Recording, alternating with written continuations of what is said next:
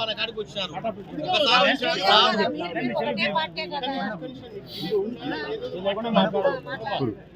ఏదో మాట్లాడితే ఇబ్బందులు వస్తాయి.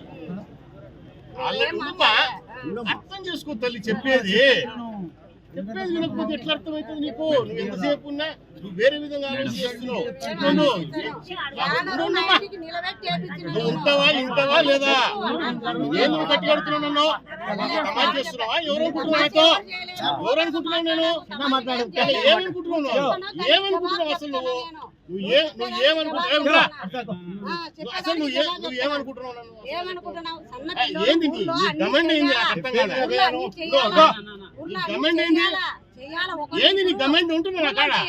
వినడం లేదే. ఒక్కసారి ఎవరికైనా సీఎంఆర్ఎఫ్ వచ్చిన తర్వాత ఎంపీ కాదు, ఎమ్మెల్యే కాదు, ముఖ్యమంత్రికి కూడా 3 ఏళ్ల వరకు చేయనికి లేదు. అప్పటికి నీకు తెలియదు. కాగితాలే పట్టుకోలే, నువ్వు పట్టుకోలే. మా పిల్లోడు చెప్పిన కాగితాలే పట్టుకోలేమా?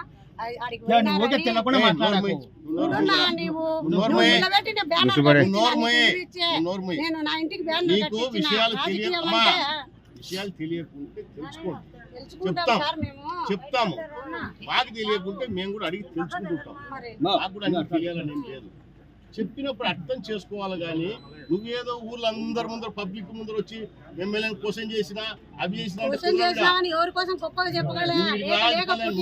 మళ్ళీ ఊరికి ఎందుకు రాలే? నువ్వే వచ్చి అడిగిండొచ్చు. నువ్వు ఇప్పుడు ఊర్లో అంటే ఒక 50 మంది 100 మంది ఉంటే కదా రచ్చ పెడితే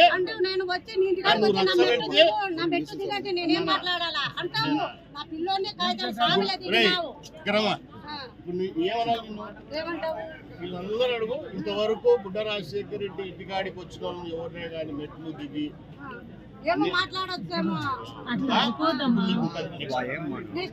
నీకే ఉంటుంది. వీళ్ళందరూ